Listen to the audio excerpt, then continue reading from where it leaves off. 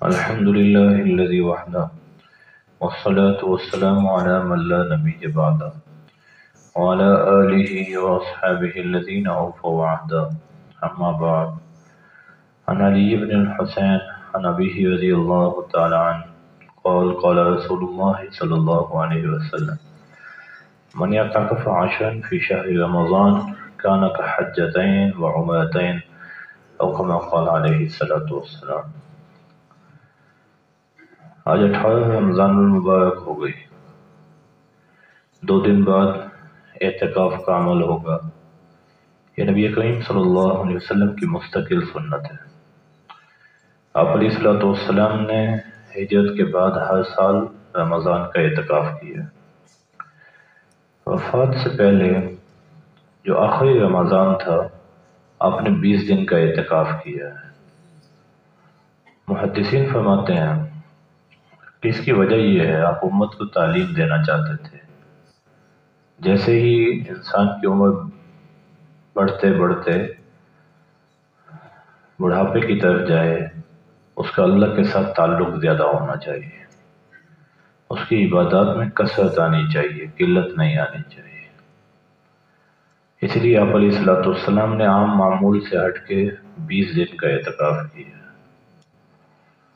تو امت کے لیے بھی تعلیم یہی ہے کہ وہ بھی آخر عمر میں مسجد کے ساتھ تعلق، دین کے کاموں کے ساتھ تعلق، عبادات میں تعلق اپنا بڑھائے، کیونکہ اب کوئی پتہ نہیں ہے کسی وقت اللہ سے ملاقات ہو جائے. تو اسی لیے ان اوقات میں زیادہ سے زیادہ عبادت کا اہتمام کریں. 2 چیزیں آپ کے معمول میں آخر عمر میں زیادہ ہوئیں. ایک تو آپ یہ دعا مانگا کرتے تھے: اللہم اجعل اوسع رزقک علی عند کبر سنی وانقطاع عمری. اے اللہ، جب میرا بڑھاپا آ جائے، میری عمر ختم ہونے کا وقت آئے، میرے رزق میں وسعت عطا فرما دے، تاکہ میں تیرے راستے پہ زیادہ خرچ کر سکوں اور اس خرچ کی وجہ سے تیرے ہاں میرا مقام بڑھ جائے. اور دوسرا، عبادات کا اہتمام زیادہ ہوتا تھا. یہ جو ابھی آج کل فتنے پھیلے ہوئے ہیں، کہتے ہیں حضور رمضان میں یا غیر رمضان میں 8 رکعت تراویح پڑھا کرتے تھے، قیام اللیل کرتے تھے. عجیب افسوس کی بات ہے. وہ علامہ اقبال کا شعر ہے نا، کہتے ہیں عجم ندانت ہنوز رموز دین. فرمایا عجمی لوگ ابھی تک دین کے اسرار و رموز کو نہیں جانتے، ورنہ اتنی بڑی حماقت یہ تصور ہی نہیں ہو سکتا کہ کوئی کر سکے.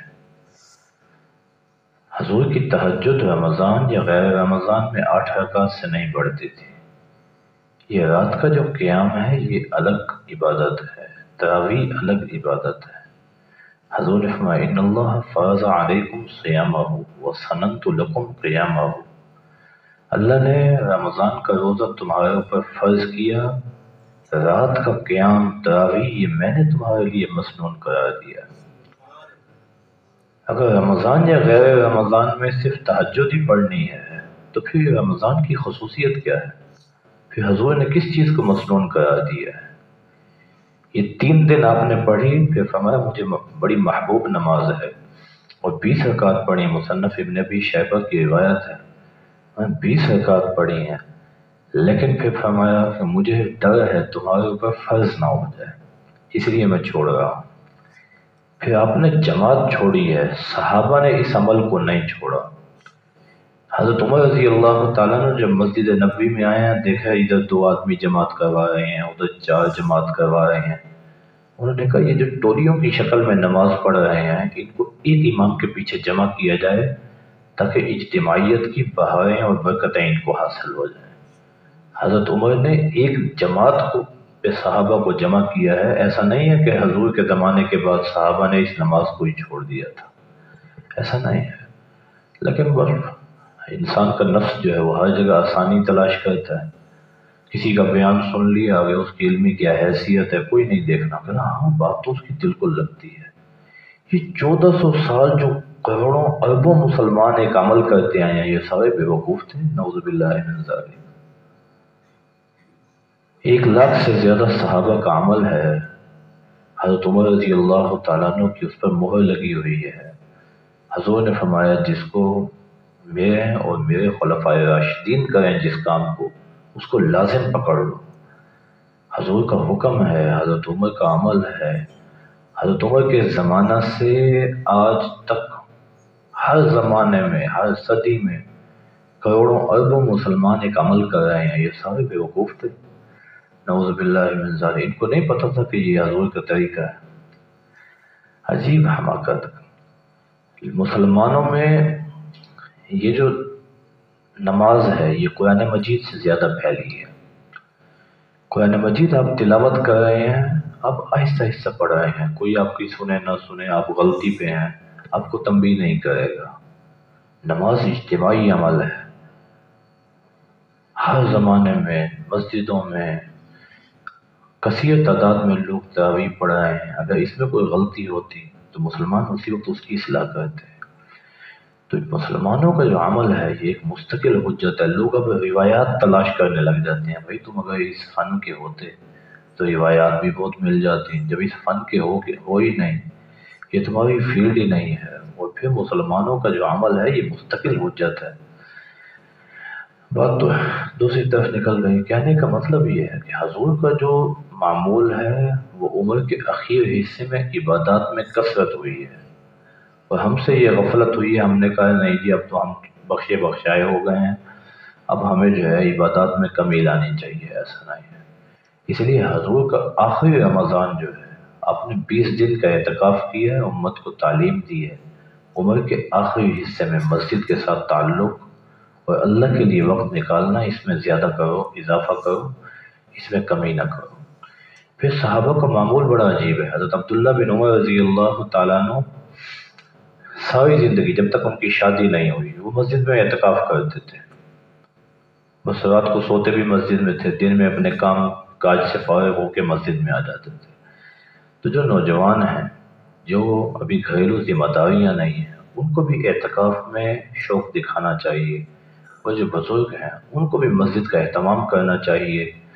نبی کریم صلی اللہ علیہ وسلم نے فرمایا جو آدمی رمضان کے 10 دن کا اعتکاف کرے، اللہ 2 مقبول حج اور 2 مقبول عمرے کا ثواب عطا فرمائیں گے۔ اب حج پہ بندہ جائے، پتہ نہیں مقبول ہوتا بھی ہے کہ نہیں ہوتا، مشقت ہے، اتنا خرچہ ہوگا۔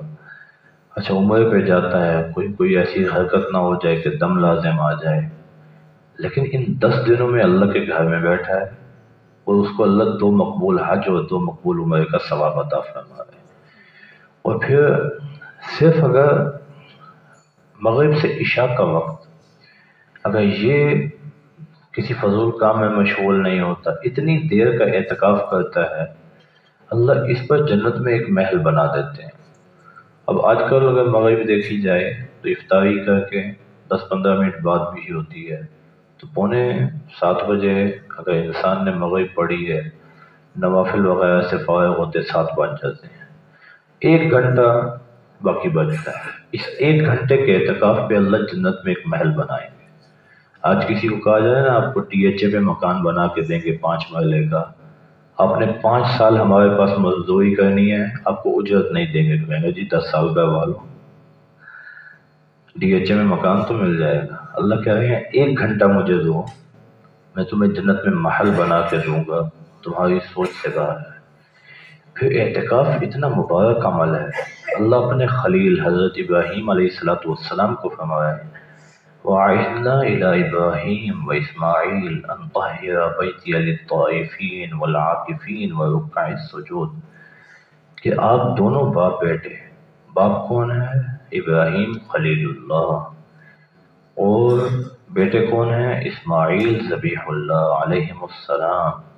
میں آپ دونوں کی ڈیوٹی یہ ہے میرا گھر صاف کریں، اعتکاف کرنے والوں کے لیے، طواف کرنے والوں کے لیے۔ یعنی اعتکاف کرنے والا اتنا اللہ کے ہاں معزز ہے کہ اللہ اپنے خلیل سے کہہ رہے ہیں آپ نے گھر کی صفائی کرنی ہے، اعتکاف کرنے والے کو کسی قسم کی پریشانی نہ ہو۔ تو یعنی اعتکاف کرنے والا اللہ کے ہاں اتنا معزز ہے۔ اب اعتکاف کیا ہے؟ بھائی پورے سال میں ہم نے محنت کی، ہمارے بہت سارے کام نہیں بنے، اللہ کہتے ہیں میرے گھر میں آ جاؤ، میں تمہارے کام بنا دوں۔ 350 دن 55 دن تو نے اپنی طرف سے پورا زور لگایا، کہ میرے کام بن جائے. اب لگتا ہے میرے کام نہیں بنے تو اللہ کہتے ہیں میرے پاس آؤ نا، کام تو یہاں سے بننا ہے، باہر بھاگنے سے نہیں بننا. تو 10 دن مسجد میں اس نیت سے کہ اللہ میرے تو کام سارے یہیں سے بننے ہیں، اللہ کو وقت نے اللہ سارے بنا دیں. اور جس کو یہ لگتا ہے کہ میری محنت سے سال میں سارے کام بن گئے ہیں تو سارے ہی بن گئے ہیں، اب کیا کرنا ہے باہر، تو تب بھی مسجد میں آ جائیں. لیکن ایسا کوئی بھی نہیں ہے جس کے سارے کام بن گئے. ہر کسی کی ادھوری خواہشیں، ادھوری ضرورتیں وہ ہیں. جب 350 دن میں تیر نہیں مار لیا، ان 10 دنوں میں بھی کوئی تیر نہیں مارا جانا. تو یہ جو ان دنوں کے اعتکاف ہیں یہ بہت اہم ہے. اور یہ تو للیلۃ القدر کی تلاش ہے. ایک رات اللہ 1000 مہینے سے بہت بہتر فرما رہے ہیں. بنی اسرائیل میں ایک عبادت گزار تھا، 1000 مہینہ اس میں مسلسل عبادت کی، مسلسل. صحابہ کہنے لگے اتنی عمر کس کی ہوگی، 72 سال 4 مہینے، کس کی عمر ہوگی اتنی؟ یہ تو ہماری ساری عمر ہے. اور اس کا تو تسلسل کے ساتھ عبادت کا دورانیہ اتنا ہے. اللہ نے کہا پریشان نہ ہو، تم ایسے نبی کی امت ہو، تمہیں پریشان ہونے کی ضرورت نہیں ہے. تم ایک رات عبادت کر لو، اس کی ساری زندگی کی ریاضت سے آگے نکل جاؤ گے.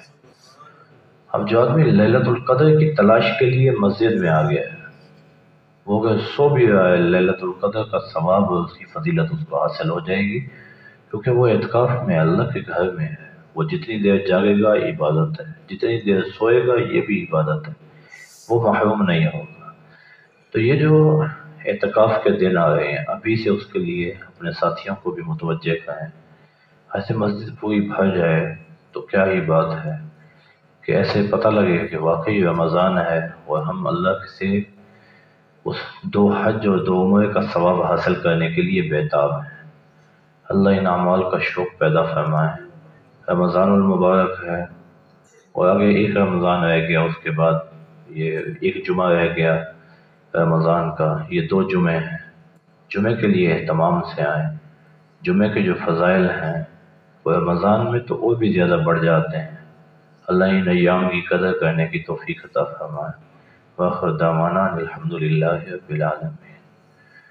اللہم لک الحمد حمدا کثیرا طیبا کما انت اہلہ، ولک الشکر کما انت اہلہ، وصلی وسلم علی محمد کما انت اہلہ، وافعل بنا ما انت اہلہ، ولا تفعل بنا ما نحن بأہلہ، انت اہل التقوی واہل المغفرہ، یا اول الاولین یا آخر الاخرین، یا ذا القوة المتین، یا راحم المساکین، یا اللہ یا رحمن یا رحیم، یا حی یا قیوم برحمتک نستغیث.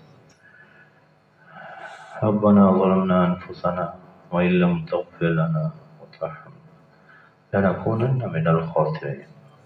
ربنا آتنا في الدنيا حسنة وفي الآخرة حسنة وقنا عذاب النار وقنا عذاب القبر وقنا عذاب الحشر وقنا عذاب الميزان.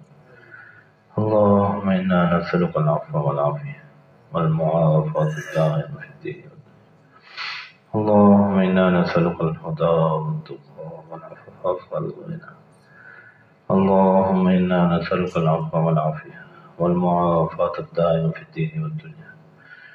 اللهم إنا نعوذ بك من جهد البلاء ودرك الشقاء وسوء القضاء وشماتة الأعداء. اللهم إنا نعوذ بك من زوال نعمتك وتحول عافيتك وفجاءة نقمتك وجميع سخطك.